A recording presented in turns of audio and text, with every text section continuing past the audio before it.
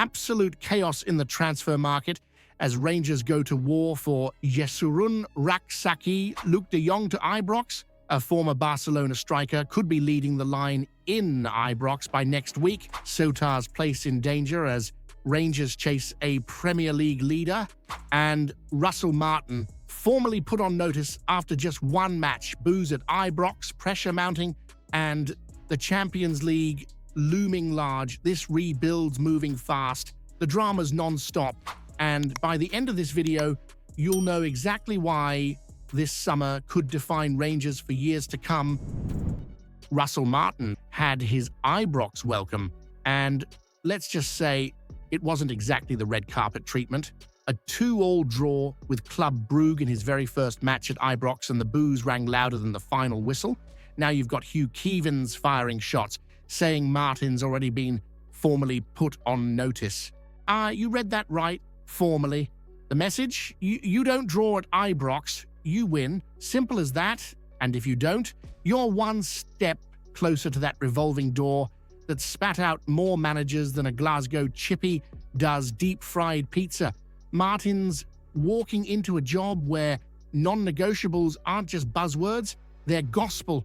This is not Swansea, this is not Milton Keynes, this is Rangers. You're expected to win convincingly, and win in style, but if not, you better win ugly. Now, let's be honest, there were flashes of what could be a tidy outfit, but Club Brugge are no European superpower, and if we're already struggling to hold a lead at home against them, how on earth are we supposed to march through Champions League qualifiers or handle the chaos of an old firm cauldron?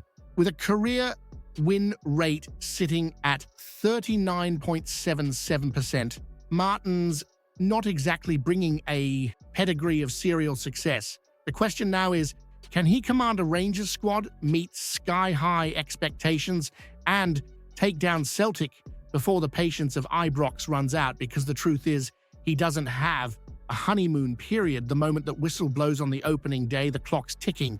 And let's not forget that first Old Firm's just weeks away. That game, that's not just 3 points. That's a public referendum on whether he's the right man to lead this club. If Russell Martin doesn't beat Celtic in his first derby, should Rangers already be preparing a list of replacements?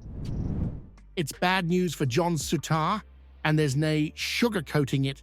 With Rangers charging through a summer rebuild like a runaway train, Russell Martin's making it crystal clear complacency and sentiment have no place at Ibrox.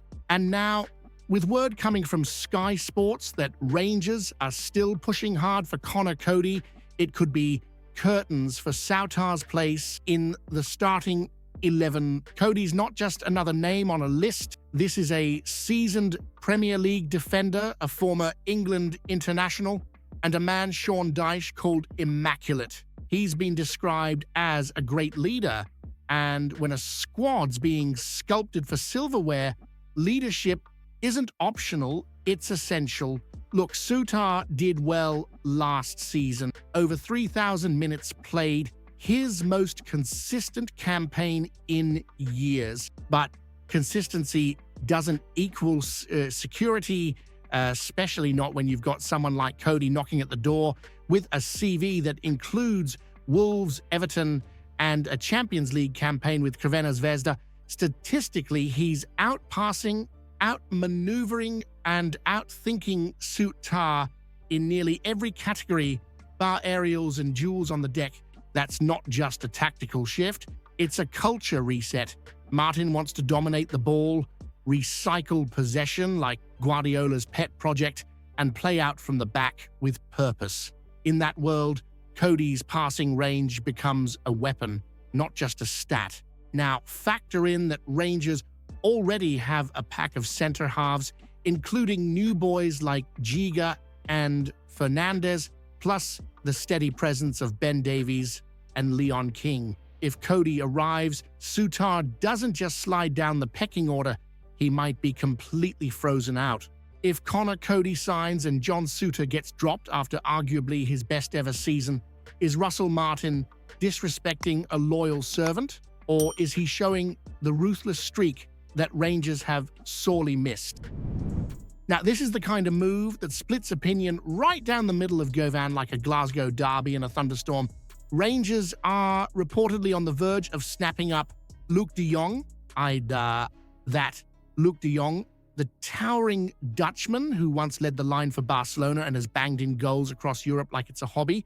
And at 34 years of age, he could be pulling on the royal blue on a short-term deal. Let's be honest, the numbers speak for themselves. 186 goals and 98 assists for PSV alone.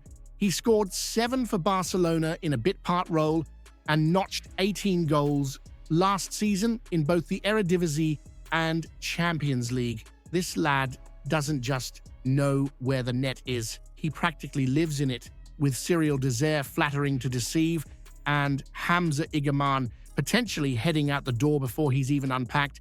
Rangers are crying out for someone who can actually lead the line, hold the ball up, and finish with clinical consistency. De Jong ticks every box: strength, experience, aerial dominance, and that priceless knack for turning half chances into goal. And look, he's no crock either. Injury expert Dr. Rajpal Brar says he'll pass a medical with nae bother. And his fitness history shows he's been surprisingly durable for someone with the mileage he's got. This would be a no-brainer. A short-term contract, minimal risk, proven pedigree, and a winner's mentality. He's captained PSV, played at the Camp Nou, and knows how to deal with pressure. Imagine him coming off the bench in Europe or bullying Celtic's backline in an old firm. It writes itself. If Rangers do sign Luuk de Jong and he hits the ground running, should Dezers be sold immediately, even if it means taking a financial hit, to make room for someone who actually looks like a number 9? Russell Martin's got his sights firmly locked on Abu Kamara. And if you're asking me, this is exactly the type of move Rangers must pull the trigger on. At just 21 years old, Kamara's already battled through the English Championship trenches, stood out at Portsmouth with a title-winning campaign, and proven he can handle the heat. 6 goals and 4 assists in a struggling Hull City side might not scream world beater, but dig a bit deeper, and you'll see a player who's got pace, power, and real presence out wide, something Rangers have been sorely lacking since Haji's exit and Tom Lawrence shuffled out the door. Let's not forget the chaos left in the attacking third. Haji gone, Lawrence gone, Václav Černý back to Wolfsburg after giving us a taste of class, and Dezers and Igamane both flirting with the idea of leaving the Minot a half-decent offer appears. We're light, we're exposed, and with Panathinaikos just around the corner, time's ticking like a broken stopwatch in a Dundee pub. Kamara's youth, dynamism, and experience in a physical league make him a perfect fit for the rigors of the Scottish Premiership. And here's the key: Hull are skint the same way we snapped up JD Gassama from a crumbling Sheffield Wednesday.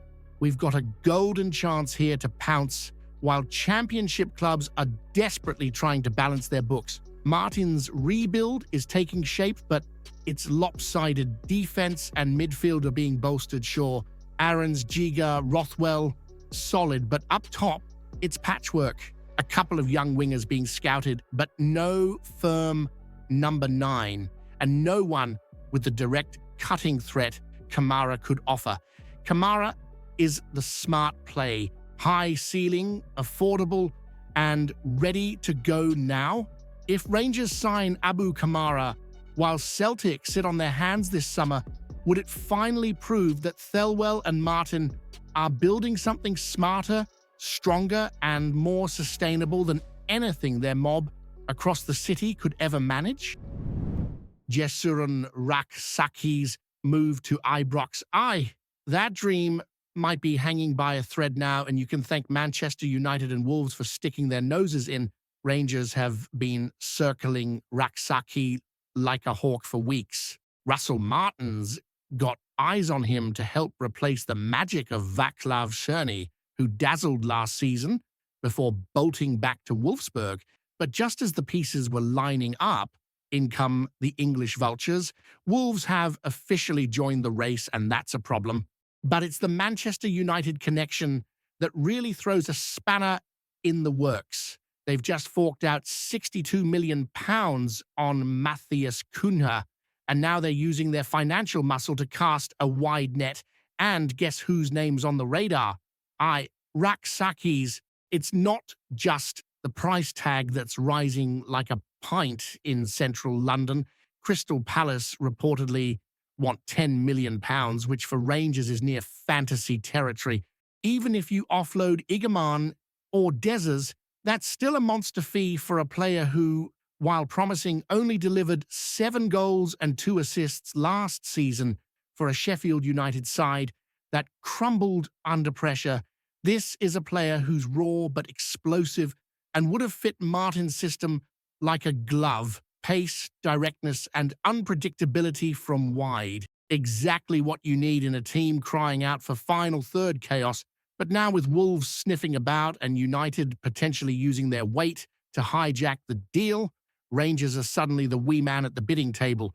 So now you're looking at a gaping hole in the forward line just weeks out from a Champions League qualifier against Panathinaikos.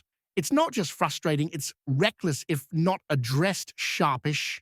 If Rangers miss out on both Rak-Sakyi and Gassama, and Martin starts the season with no real replacements for Cerny, should you be questioning whether the board truly have the ambition or the resources to take Rangers back to the top? If you haven't seen yesterday's video yet, you're missing out.